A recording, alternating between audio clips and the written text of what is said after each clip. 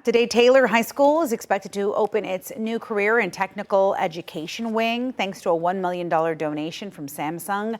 The CTE space will allow Taylor ISD to offer a new electrics technology pathway, and it'll prepare students for high-demand careers in engineering and the semiconductor industry. The district plans to show off the new space at a ribbon cutting, which is going to be held at 11 a.m. And it is 6:56, and we are seeing some pretty big delays across the area as those heavy rains move through. Here's a live look at Mopac right now on 2222. You can see we've got some impacts in the southbound lanes on Mopac because of a crash there. And you can see people getting out of the vehicle, working that there, at least 3 lanes being impacted with those fire trucks out there. And this is really one of many things popping up across the viewing area. Still seeing flooding concerns south of Austin this morning, and different crashes across the area so far today. Casey, what do you have on your end right now? Yeah, I mean, we still have some rain across the area. Thankfully, it's much lighter than what we had in pockets down through areas like Hayes County, for instance, earlier this morning. We still have an ongoing, though, flash flood warning for North Milam County through 8:45, so heads up there. A lot of us, though, some light rain, cloudy sky. We'll continue to watch those rain chances decrease throughout the day. It'll be drier for the second half of your Thursday, and then we will be heading into just an overall much drier weather pattern for Friday and the weekend. Of course, we're trading the rain chances for the dry weather and the warmth. We're at 87 today, but back to those middle 90s by Friday into Saturday and for your Father's Day, and also as we head into next week. So much rain, but we need it, right? A lot going on. Don't go anywhere. We'll actually go to Daybreak Plus because we'll join you there. Continue with us and watch free now on the KVUE Plus app everywhere you stream.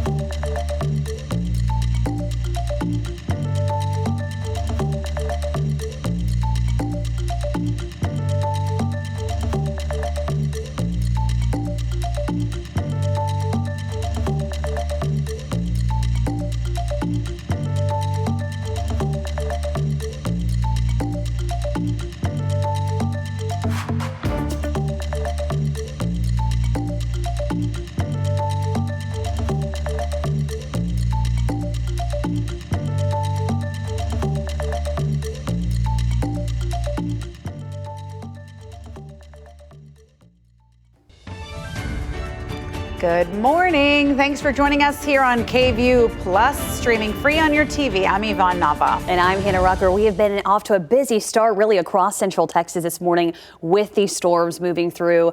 And on my end, I've already got quite a few crashes popping up as well. How are things looking for you now? I mean, we still have a whole lot of little water crossings that are closed across especially Hays County. That's where we had some really heavy rain yesterday, overnight, I should say, where we also had a confirmed report of a tornado. So this line that moved on through late last night, I'm sure many of us, even out of Hays County, Travis County, the Austin area, we heard that roll on through close to around midnight, 2 o'clock. Now starting to see that push off to the east, but we still have some lingering rain in spots, and we're still dealing with an ongoing flash flood warning that's in Milam County. Now, thankfully, I am tracking the rain beginning to move out. It's been a while. They've been looking at these heavy pockets of rain ongoing for about the past hour for some of those spots, which is why we have this flash flood warning in effect. In fact, the National Weather Service extended the time on this, but I do think they're going to be in the clear now for Cameron. This last little bit now moving out of portions of far eastern Milam County, so they should continue to see some improvements, thankfully. We've got a little cluster of storms that's now working its way just south of the 290 corridor near the Fredericksburg area in Gillespie County. Elsewhere, we have some light showers out across areas like Austin, Travis County into the Buda area right now, and also San Marcos, where we still have some ongoing light rain out towards Round Rock too, and some steadier rain still falling in areas like LaGrange, Fayette County, and out towards Lee County at the moment, where we still have those flood watches in effect. The trend, though, for the remainder of this morning is going to be a drying trend. This line continues to exit. That's going to leave us much drier as we get into about the next hour or so. So for the morning rush, many of us looking at a quieter forecast. So still, again, watch out for some standing water in spots, with just a chance for an isolated storm a little bit later on. A look outside, temperatures in the 60s for Burnett. You're at 70 degrees for LaGrange. Seeing that rain, Cameron still dealing with some showers and storms at 71 degrees. By this afternoon, we should be climbing back into the middle 80s with a mix of some clouds and sunshine as we start to dry things out. I am tracking a drier forecast overall as we head into the weekend. I'll be breaking that down and have your full 7-day forecast coming up. Thanks so much, Casey. 7:03 now. Our crew has been kind of moving around the Wimberley area, checking for any damage after that confirmed tornado. So let's check in with KVUE's Malia Matsumoto in Wimberley. Malia, the sun is up. You can see a little bit more of the damage out there. Tell us what's behind you. Yeah, Hannah and Yvonne, well, this is the majority of the damage that we're seeing here. We're on Teton Circle. It's a smaller street in the Summer Mountain Ranch neighborhood. We actually just talked with one of the neighbors here, Marcus. This is his house here, and you can see these trees have come off these branches from these bigger trees over here. This is actually his fence. We just talked to him. We weren't sure what this was looking like, but this fence, he said, completely got knocked down, actually. And you can see that bigger branch fell off. We're thinking of that further tree in the back right there. Now, he told me they did lose power for a few hours, but luckily no damage to his house, which is a great sign.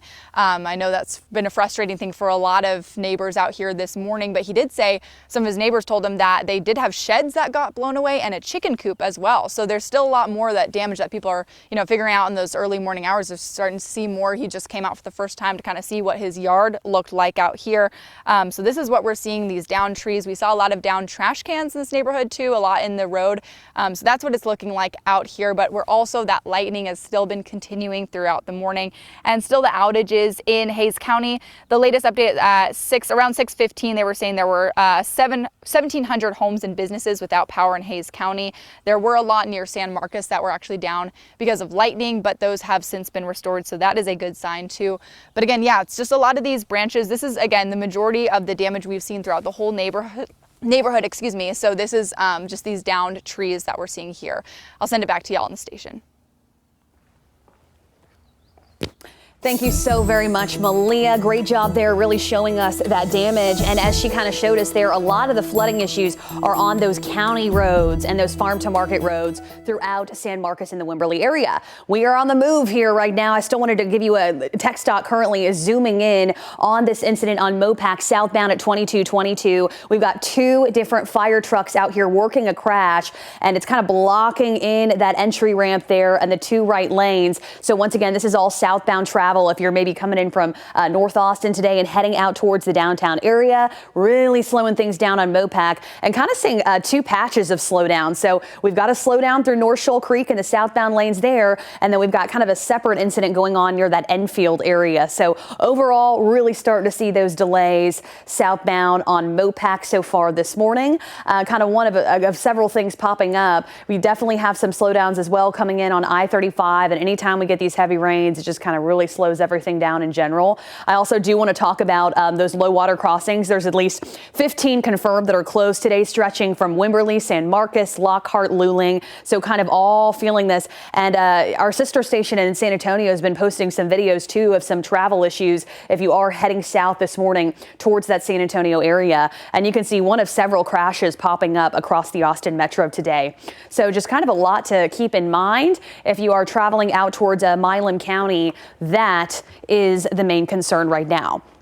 But let's talk about it. I mean, it can be really scary when you get stuck up in these situations. And our recent storms are just a good reminder. Be careful. Flooding is one of the deadliest weather risks in Central Texas, and it can happen fast, as we've seen. KVUE meteorologist Grace Thornton has driving tips for during and after storms. Flooding can be extremely dangerous in Central Texas. Experts refer to this area as Flash Flood Alley, as Austin sits at the base of the steep Texas hill country.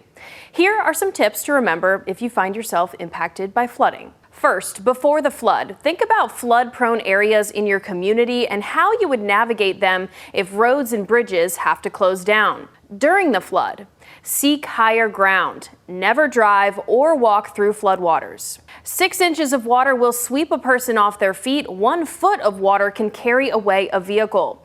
The National Weather Service says that around half of flash flood fatalities are vehicle related. After the flood, avoid interacting with floodwaters at all costs. Water can easily hide debris and power lines that can hurt you. Flooding events account for 88 deaths per year in the United States and are avoidable in many situations. Remember, turn around, don't drown. Thank you, Grace. Great advice there. And we want to see what you're seeing. You can send us your weather photos. You can text them to us at the number on your screen, 512-459-9442. An Air India flight bound for London crashed shortly after takeoff with hundreds on board. A policy commissioner tells the Associated Press that there appears to be no survivors. Perry Russum has the latest. Good morning. Air India says this plane was taking off from Ahmedabad in the western part of India, headed to London Gatwick when it crashed just moments after takeoff. We have some video showing what appears to be firefighters spraying down the charred wreckage. Air India says there were 242 people on board, with the majority of them being from India. It also includes people from the UK, Canada, and Portugal. There were no Americans on this flight. The airline says the injured have been taken to nearby hospitals. This plane is a 787-8 aircraft. It's a Boeing plane. In a statement, Boeing says, "We are aware of initial reports and are working to gather more information." The chairman of Air India is calling this a tragic accident, and he says their primary focus right now is working with those who are directly affected by this crash. Perry Russum, ABC News, Washington. Awful news to pass along this morning. All right, in other news, Austin City leaders will tell us more about their plans for protests against immigration enforcement set to happen this weekend. 13 people were arrested during protests on Monday night. Mayor Kirk Watson and Police Chief Lisa Davis will be holding a news conference this morning in a few hours at 10:30. They're going to be discussing how the city is preparing for protests on Saturday. And Governor Greg Abbott is also readying Texas National Guard troops to respond to this protest, as well as several other areas across the state. And the governor did not say how many troops will be deployed, but he did say the National Guard and DPS resources are being pre-positioned in strategic locations. And in other local news this morning, Round Rock's Juneteenth Festival is on Friday and Saturday at Old Settlers Park. And the city is making safety changes after a mass shooting erupted at last year's event. Police say 2 rival groups began shooting at each other at Old Settlers Park. 2 innocent bystanders, Ara Duke and Lindsay Vicknair, were killed. 14 others were heard. KVUE's Isabella Basco sat down with the mayor of Round Rock and the police chief about what to expect at this year's festival.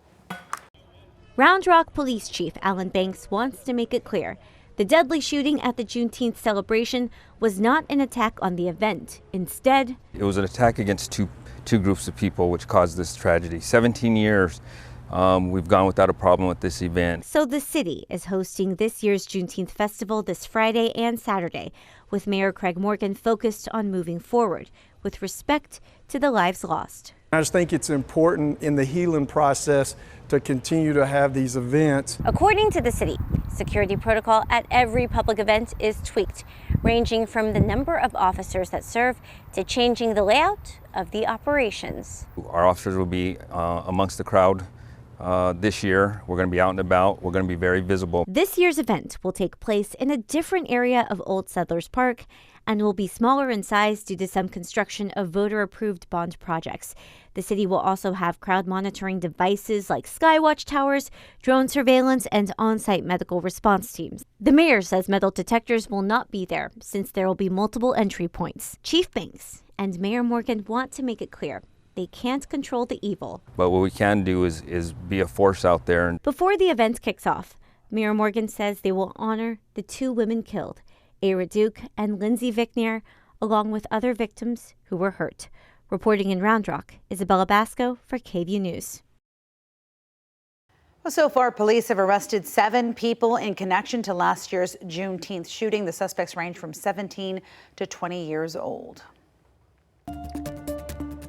And it is 7:12 on this Thursday morning. Today, Round Rock will review a plan for a 900-unit development on the city's northeast side. The project would create Municipal Utility District Number 3 on 230 acres south of Westinghouse Road and west of County Road 110.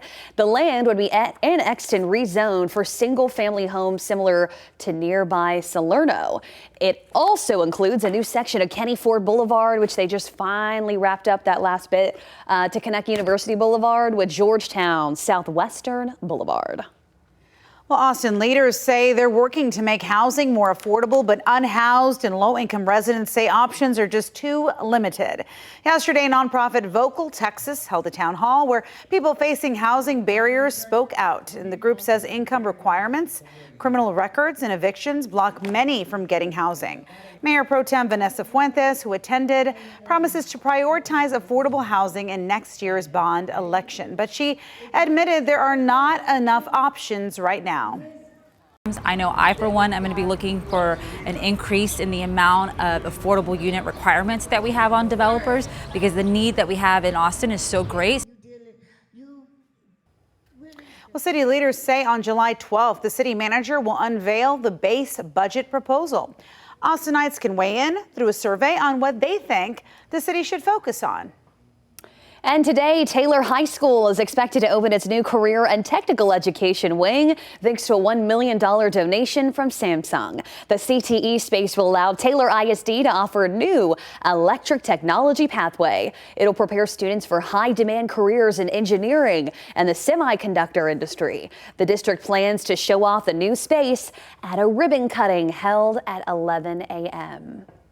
And a major breakthrough for people suffering from ALS. Artificial intelligence is being used to help patients who have lost the ability to speak. Well, researchers are turning brain signals into actual speech and giving voices back to those who thought they'd never speak again. Andrea Fujii explains.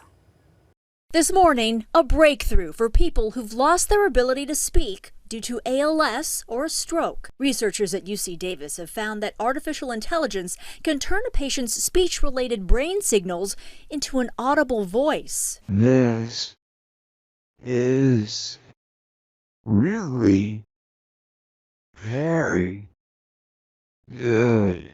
In 2023, Casey Harrell was implanted with sensors in his brain, and using his speech-related brain activity, the system was able to decode his words. First, they appeared only on a screen, but after more than a year, the system can now speak for him. I will get there as soon as Doctors who led the study say it's life-changing. That first moment when he tried to say a word and it appeared on screen, we had to pause because everyone in the room, including the research team, including me, started crying with joy. The technology also allows Harold to vary his pitch from low to high.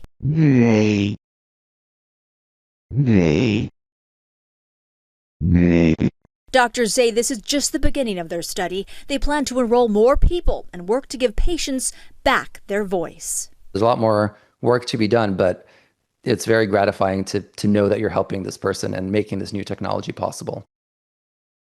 Doctors say right now, just over half the transcribed words from the patient are intelligible. But within a matter of years, they hope to reach 100% and eventually make this device commercially available. Andrea Fuji, ABC News, New York. Amazing to see that there. And the Central Texas Food Bank plans to double the number of meals given to kids this summer compared to last year. The food bank launched its summer meal program at Abundant Life Church in Pflugerville yesterday. That's one of more than 55 distribution sites, including 10 in rural areas.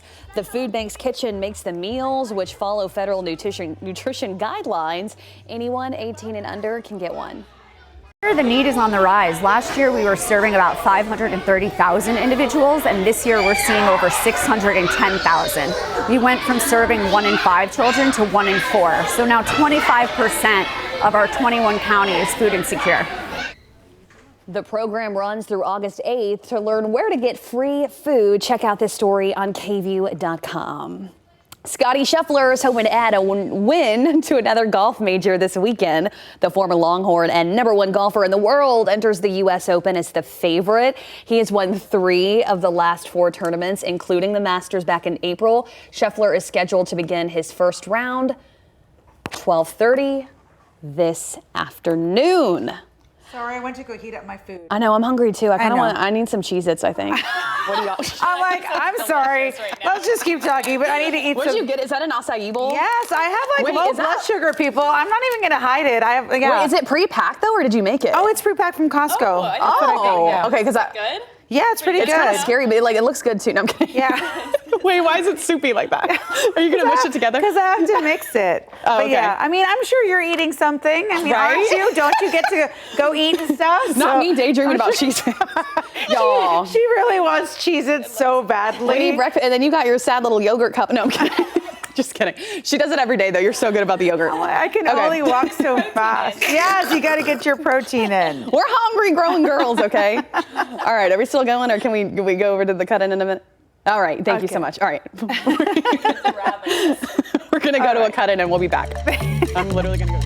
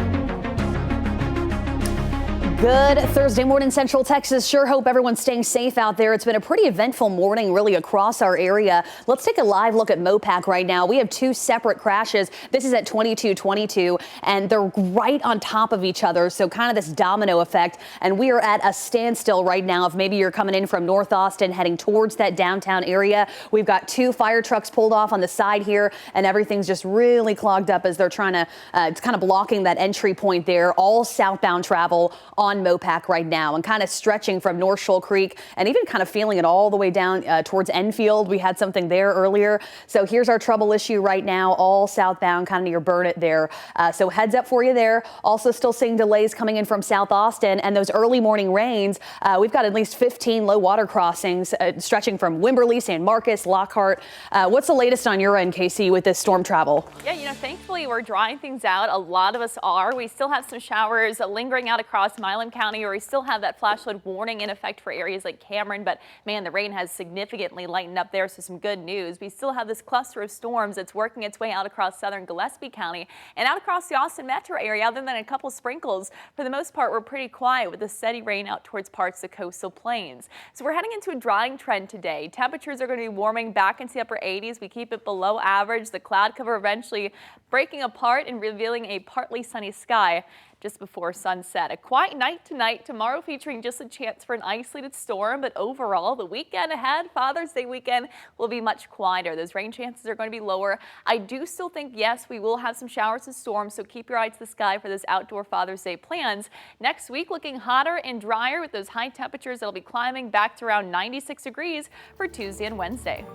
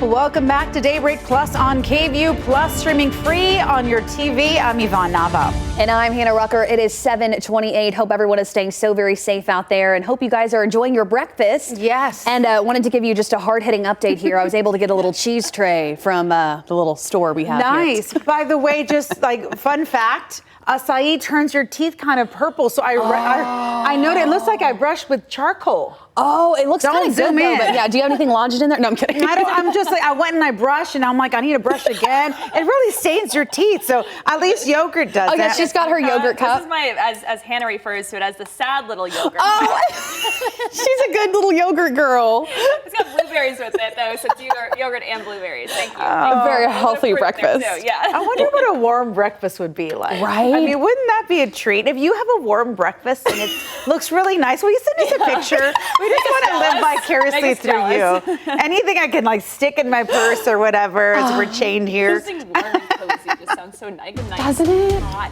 like, cold. Yes. I could go for some grits. soup even. Have you Oh, guys like grits. grits? Oh, Yes. yeah. South, that's Cheese what we grits. eat. Cheese grits. You got to go to Cheese Colleen's grits here in sounds Austin to get some real grits. good. Yeah. Yep, that sounds really good. On a rainy, cloudy morning, yeah, it's one of those mornings where you want the warm, maybe oatmeal, a warm cup of coffee, warm cup of tea. We're really just kind of gloomy and damp to start, but the good news is a lot of the shower activity has cleared out of the area. We still have this ongoing flash flood warning out across Milam County, at least the northern parts of it. The National Weather Service actually extended the time on this to now go through 8:45 this morning. So heads up to areas like Cameron, Jones Prairie. Still going to be tracking what, although the rain has exited, what could be some standing water and maybe even some flooded low water crossings. So heads up there.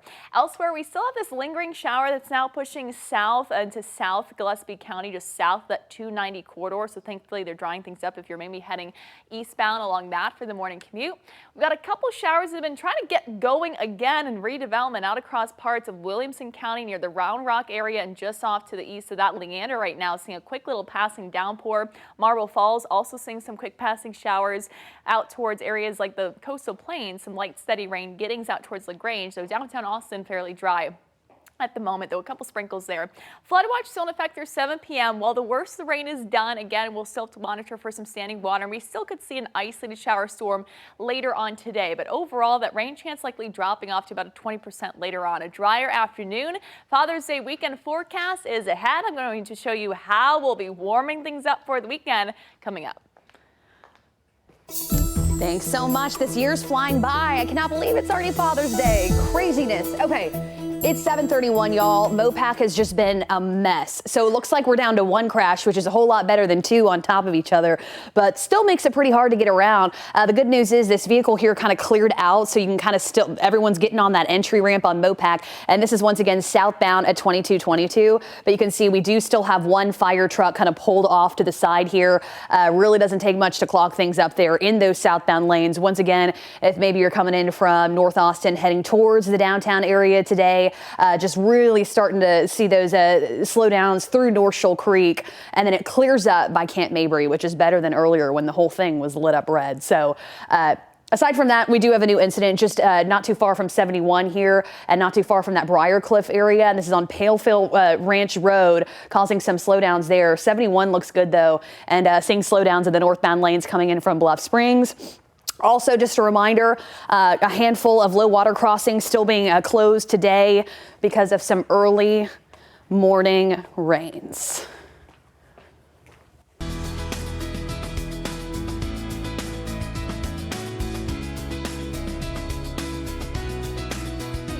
It is Thursday, which means it's time for Forever Families. And if you're new around here, every week here on KVUE Daybreak, I feature a different child in Texas foster care in the hopes of helping them to potentially be adopted and find a forever family. We've seen it happen before. And for this little boy, he really is not giving up hope in finding that family. For this week, meet Andrew. This is Andrew. Come on. Slide. He's an energetic 10-year-old boy in Texas foster care who will be entering the 5th grade in the fall. And when meeting up with him, you need to be ready for an adventure. Let's go. The two of us met up at Mount Playmore in North Austin. A big shout out to the manager, Monique, for showing us a great time. We started the morning through the playscape, and I tried my best to keep up with him, but he was on the move and making friends along the way. Go. Then we enjoyed a good old-fashioned game of air hockey. And let's just say, at one point, we kind of just started to make up our own rules. Then Andrew tried his hardest to win a PS5, followed by some other fun arcade games.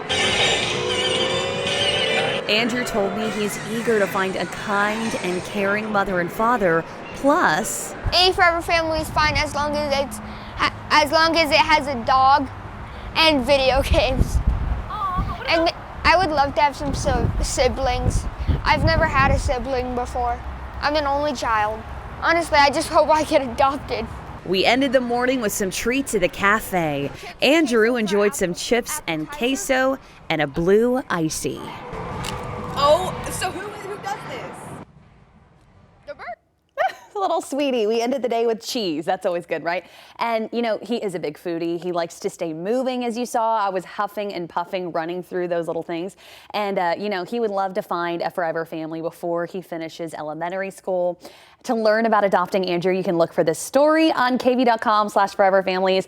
I will have that up later this morning. And as I've been kind of also mentioning today, the Rainbow Room, which I talked about yesterday, they are a great resource for children in foster care. And they actually put out a note that they are out of baby formula for a lot of babies that are involved in foster care. So if you're interested in helping with that, they're on Summit Drive in North Austin, and you can reach out to me, and we got to get the babies the formula. So. Yes, they definitely need that. And I'm sure a lot of people maybe have some left over, and it's like, what do you do with it? Right. Donate it to the Rainbow Room. Yep, they need bags, they need all kinds of things. By the way, he seems to have such a upbeat, like energetic personality. So cute. He is. I love his energy. And he goes, I just want siblings. I've never had that. And, you know, I think that would be good for him, too. Yeah. So. You said when he was working to get the PSP? The PS5, yeah. Oh, PS5. That was like beads of sweat, you said? Yeah. He was like trying really hard. He was, I know this is the time. And at one point I was like, I swear these things are rigged. But you know what? Let's keep going. All right. Well, 7:36 is your time. Mental health is a growing concern for teens and young adults, and youth advocates are really taking it upon themselves to address the problem.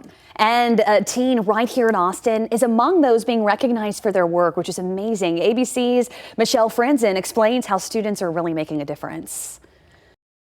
The Jed Foundation, a nonprofit organization started 25 years ago by parents who lost their son Jed to suicide, is on a mission to protect the emotional and mental health of our nation's teens and young adults, and they're making progress. College students who attend schools that participate in our Jed campus program have seen a 25% reduction in suicide attempts. But Jed CEO John McPhee knows there is still more work to be done, with CDC data showing suicide is the second leading cause of death for teens and young adults. And he says there's no better messenger than someone who is like you. In a very, very powerful way, showing the peers that they're not alone. Their friends and their peers are experiencing the same things. This is why Jed is honoring two young advocates with the Student Voice of Mental Health Award. College Award winner Nora Sun says her friends were there for her when she struggled with her mental health in high school. That made me realize that peer support can be a life-saving resource. She founded the Little Talks Movement, an online support network which trains teens and young adults to become mental health peer guides. The goal of our movement is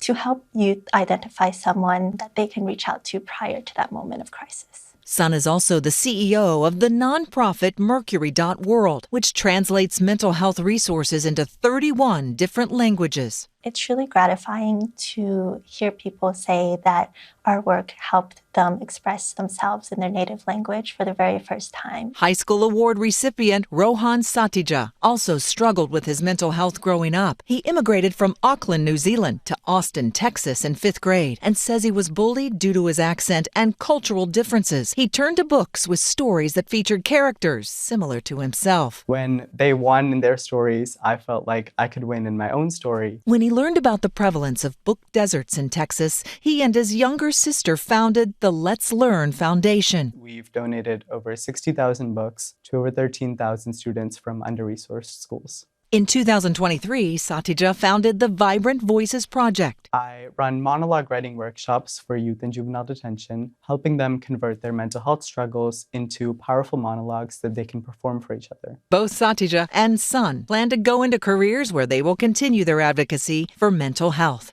Michelle Franzen, ABC News, New York.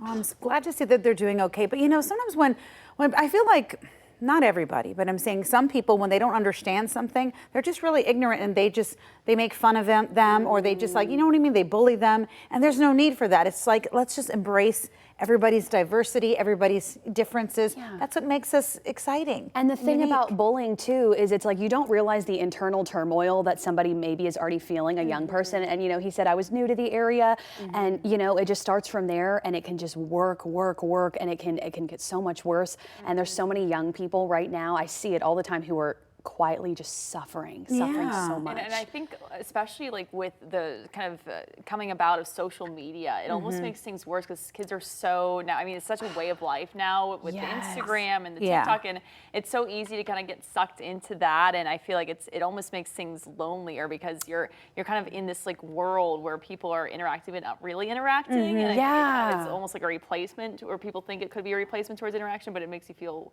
or they're putting off like a persona or like a different kind of, that's not even really what's going on. But yeah, I mean, it can happen. I remember it happened in this industry. I had a boss in Lubbock and he was like, no, you're just too ethnic. I don't think you'll ever be an anchor. And I was like, and you know, it's hurtful, but you know what? It's all stemmed from ignorance. They just don't know. So then they just kind of project and say something negative. And it's like, you know what? Thank you, Craig, for just lighting that, you know, fire in me, because I was like, oh, really, Craig? Okay. Oh, no, Livon. No. Yeah, it was so mean. I didn't say your last name. It's okay. Oh my God. No, but it is so true. And you hear those things and they kind of like stay with you for a while. And I love that you were able to turn that into something positive. Like, you know what? Turn it into something positive. Absolutely. And that's what you got to do, is just like, it's got to be like a positive thing. Like, okay, like take it as a challenge. Like, oh, you think this of me? And then like, prove them wrong. There we go. Take it as a challenge. I'm all for a challenge. And you're being challenged today, aren't you, with all the weather that's been going on? This weather has not allowed her to sleep for a week. She came to Austin probably thinking it was going to be bags under my eyes. No, you still look wonderful. You have been really busy weather-wise. It's crazy. You know, the timing has been all these overnight kind of threats for us. So we've had that overnight threat that was last night in the Hill Country, this morning overnight, but mainly across the I-35 corridor and for our coastal plains areas. That's where we still have an ongoing flash flood warning, at least for Milam County, Cameron area, where they've thankfully seen the rain lighten up. But man, they had these thunderstorms that trained over that area, dropping quite a bit of rain there over the past couple of hours. Austin downtown, we've got those light showers. Bluff Springs right now, the I-35 corridor also seeing some light rain. We've got a couple more showers that have since redeveloped across areas near Round Mountain, Leander, out towards portions of Williamson County. Round Rock now a little shower pushing on through the area. No lightning though. All these, by the way, friendly. We don't have any active warnings at the moment other than that one flash flood warning up towards Milam County with that additional shower now pushing through parts of Gillespie County. Our Hayes County tornado, this should show you a loop. Looks like it's not loading at the moment. We had that storm that rolled on through between the hours of about 12 to 1 o'clock. I'm going to take you back to that because this is the approximate path. If we can, let's see, try to load it here. It looks like it's having some issues. Load in the approximate path of where we saw that debris ball. The National Weather Service indicating that that was right along Farm to Market Road 32 in the junction of Ranch Road 12 is where we had that debris ball track. And with that, we also saw some confirmed damage, down trees, a window blown in out across that area. So this is something that we'll be watching for them to eventually survey the damage, hopefully here in the near future, where you can get a rating on that particular quick tornado. It really didn't last too long. It was up and down, that rotation weakening, thanks to the fact that we have this low pressure system that was in the upper levels of the atmosphere, and that's what can kind of create some of that spin that can prompt those quick tornadoes across the area. What we saw though out of these storms was some very beneficial rainfall. LCRA 24-hour totals showing still some of the rain that we picked up in the Hill Country still accounting for some that we had yesterday morning. But notice some totals out across Hayes County areas, some of those areas near the Dripping Springs area and just south of that, picking up over 3 inches of rain. Some areas closer to 4 inches of rain from some of the heavy rain. Also had, of course, flash flood warnings, and because of that, we still have some low water crossings that are closed. So just be mindful of that, but some improvements on the way as far as the rain goes for the rest of this afternoon. Partly cloudy as we take you into today. The rain moving out. I wouldn't quite rule out an isolated shower and storm maybe trying to redevelop by later today, but the good majority of us for that evening commute going to be dry. Friday, just a 20% chance for an isolated storm. We should be heading into a much quieter but also warmer forecast ahead. Here we go. Those highs climbing back into the middle 90s. It's been nice to enjoy these temperatures that have been cooler than average. Yesterday we topped topped off in the upper 80s. Today, again, we'll be back into the middle and upper 80s. We're running a decent amount below that average high of 93 degrees, but we'll be back to and above our average by Friday, Saturday, and Sunday, and even into next week. So it's going to be warmer for the weekend. Father's Day plans, if you have them. Sunday won't be bad. Isolated chance for a shower storm. We will still have some storms across the area. It won't be a completely dry weekend, so just pack the umbrella, throw it in the car, throw it in the bag. Maybe you're heading out to go fishing with Dad. Just keep it with you, keep the poncho with you, and keep your eye to the sky. Especially during the afternoon, we'll have some of these pop-up storms, but it won't be nearly as wet as what we're experiencing and have experienced for about the past 10 hours here, with the overnight chance for those heavy amounts of rain. Out the door, cloudy skies. We start now this Thursday morning, getting closer to the weekend. Temperatures in the lower 70s. We'll only be warming up into the upper 80s today. We're keeping it cooler than average for this afternoon. 60s, low 70s as we take you into tonight, and tomorrow even warmer as we climb back into those middle 90s with those winds that'll be back generally out of the south. Quick check of that allergy count. Grass and weeds low, medium for mold. As we take a look at your 7-day forecast and that last check-in on radar, showers continue to move out. 20% chance for some storms Friday, 30% chance storms on Saturday, and 20% chance on Sunday. Stray storm possible Monday and Tuesday, but next week, at least for the start of it, looking mainly dry.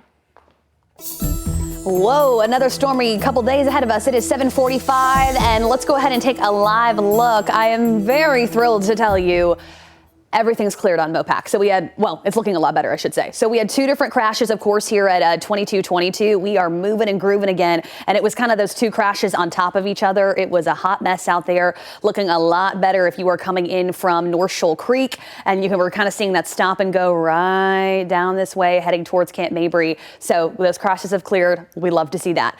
We do still have a little bit of stop and go. I mean, another day in paradise, right? Coming in from Bluff Springs in the northbound lanes on I-35. A reminder, at least 15 low water crossings are closed, and that is also impacting some of our rural roads and county roads, and that's stretching from Wimberley, San Marcos through the Lockhart area. I've been hearing some travel troubles out near San Antonio as well, so just don't drop your guard and be so very careful. Turn around, don't drown. I know we're a broken record, but it really does mean something when you can find yourself getting stuck in these scary situations with these heavy rains, and it doesn't take much to see those flooding impacts. Yes, the situation can just change on a dime, can it? Well, there are 84 days until the Dallas Cowboys season opener. Minicamp is currently underway, and new Cowboys coach Brian Schottenheimer is big on culture and chemistry. I am interested to see how this year's going to go. The true test of which won't hit until the pressure gets really cranked up during the regular season, as Jonah Javad from our sister station in Dallas reports. So far, so good. At Cowboys minicamp, everything's connecting. The good vibes are spreading. It's contagious, and you can feel it in the room. You can feel it across positions. Perhaps no better example than Micah Parsons. The Cowboys superstar is still without a contract extension and did not participate in drills on Tuesday. But on Wednesday, he couldn't fight the itch any longer, throwing on a helmet and mixing in with the defensive ends. Micah did not plan on doing any drills, but as he told me after practice, quote, "I love to compete." I mean, he'll compete in anything. I mean, that's really just him. Like, that's literally no exaggeration. It could be paddle ball, ping pong, wall ball, whatever. Like, he just comes there to compete, and he's passionate about it. So that's definitely his vibe over there for sure. When we walked into the Cowboys locker room to speak with players, there were no Cowboys at their lockers. Instead, they were all huddled around the ping pong table, including head coach Brian Schottenheimer. All of them laughing, smiling, yelling, glued to the match taking place. And there at the center of it was Micah Parsons, coming out victorious. We got some guys. So, I mean, if the U.S. Olympic team is looking, not only for flag football players, we got some ping pong aspirants in here. Yes, the vibes remain good at Cowboys minicamp. You can feel the energy. I'm sure y'all can feel the energy, especially at practice. We certainly can. At the Star in Frisco, I'm Jonah Javad. Ooh, as Brian and I say, this is going to be the year. We keep saying it every year. Every year. Is it though? But sometimes you need a change from the top so they can, you're right, change the culture. Because the culture is very important in a workplace, in a, when it comes to, like with a team, everything. It can make it or break it. And then all of a sudden you hear a helicopter and you look up and you see Jerry Jones looking down at you and you say, oh. Yeah, hello. we can relate. Yeah. He actually did that for a practice once. Talk about a helicopter. That is so obnoxious. Really? Right. He really did. He showed up in his helicopter. It's Ay, insane. Dios mío. A lot to talk about. Okay, last week, Texas softball won its first national championship. I'm obsessed with these ladies. They're so cool. And these are cute. Okay, the National Bobblehead Hall of Fame and Museum is commemorating these wonderful ladies. They released 2 limited edition bobbleheads. One features the mascot, Hook'em, of course, in the team's iconic jersey. We got a little Bevo action there. And the other showcases the 2025 championship logo. Each one costs $40. About 2,000 of each will be made. The collectible bobbleheads are available now at the Hall of Fame's online store. They're expected to ship in December, and I already know all the little girls locally that play softball are probably getting on there, and you got to have someone to look up to in life. I like it. Oh my gosh, and these ladies really have shown what it means to just build something from the ground up and also just do so well and have that fortitude. I love it. Oh yeah, you can tell when it's working. All right, so from an improv comedy with a twist of danger to a heartfelt final project from Liam Payne, plus a big honor for Jack Black. Jacqueline Lee has your Hollywood headlines in today's Showbiz Wrap. This is just another round of improv. When in doubt, yes, and. Bryce Della's Howard, Orlando Bloom, and Ted Lasso's Nick Mohammed star in the action comedy Deep Cover, out on Prime Video today. They play a trio of improv actors recruited by police to infiltrate a criminal gang. So what's scarier, the prospect of dealing with dangerous criminals or bombing on stage while doing improv? The cast was unanimous. Being on stage and bombing. Yeah, I've done more both. Scary. Yeah. On stage and bombing, I would trust the criminals more. Yeah. I would feel safer with the criminals. Likewise. So put your hands on my body and swing that round for me. The final project from late One Direction member Liam Payne has a release date. The musical competition series Building the Band, which features Payne as a guest judge, will debut on Netflix July 9th. According to Netflix, Payne's family reviewed the show and is supportive of his inclusion in it. The singer died in October 2024 after falling from the balcony of his hotel in Argentina. If we want to save this world, creativity is key to survival. Jack Black is set to receive the King of Comedy Award at the Nickelodeon Kids' Choice Awards on June 21st. He's no stranger to the award show, having hosted the ceremony 3 times. We spend our lives in search of the other half. And actor Dave Franco, brother of fellow actor James Franco, is 40 today. Jacqueline Lee, ABC News, Los Angeles. He turns 40? He turns 40, wow. Oh. Well, look at actor Orlando Bloom. He brought a very special date to the Tribeca Festival premiere of his new movie. Look, that was his new movie, Deep Cover, we just talked about. But Biggie Smalls is his teacup poodle. What a great name. Bloom says he brought the dog, hoping a cute puppy will help sell the movie to fans. The movie is about 2 improv actors, as we just learned, tasked with going undercover for the London police. Deep Cover begins streaming on Amazon Prime today. That's where it's at when you just stream the movie. I kind of like that. Yeah. But you guys did a Daybreak Adventures, or you are on improv, right? Yes. So you're ready to also go undercover? Yes, on Brian. No, but I would love to, right, yeah. though. I would love to. But on Wednesday, it's going to be our improv day. Okay. And I mean, it wasn't, I mean, it's harder than you think. Yeah, you got. And you have to do the yes and. So if you're saying something, I say, well, yes and then you kind of progress the conversation. That's what the basis of improv. That's what KV Plus has been feeling like lately. No, I'm kidding. We just added our little thing. Yes, and. Yes, and. Here's our breakfast. Here's our breakfast, guys. A little behind the scenes, but no. Oh my gosh, we're excited to see that story, and it's been a lot of fun. And of course, we've had a busy morning here with the storms. And are they quieting down a bit just for them to ramp back up, or what's the latest there? Just for them to ramp back up. No, I think we won't see too much ramping back up later today. Maybe an isolated storm, but that 60% chance for rain, that's for this morning. it's dropping down to about a 20% chance for this afternoon. So the second half of your Thursday, much drier. I think even we'll see some sunshine a little later on. And then Friday, Saturday, and Sunday, the weekend not bad. We're still going to have some storms around the area. I think tomorrow's going to be much quieter, though. Not a bad way to be kicking off your Father's Day weekend. Plans with Dad on Sunday. A couple showers and storms. It's going to be warmer. Temperatures back up to our average for this time of year. We'll be feeling more like June, but boy, has it been nice to enjoy these highs that have only been in the 80s. And then next week, thankfully, we get a little bit of a break from all the active weather. Man, crazy weather for the next past couple mornings here. And given the tornado in Wimberley, what's usually the latest, or what's the next step with what happens when you have a big storm like that? Yeah, so the National Weather Service, I would think probably later today sometime, they'll be out surveying it. They look at the damage and then they assign a rating to it. And they also kind of path, which they've already kind of given us an approximate path based on where we saw that debris ball on radar move on through, but they'll kind of map out the exact path of that tornado and also give it a rating. And usually it goes from it kind of either be 0, right, all the way to 0 to 5. Yeah. 0 to 5. Okay.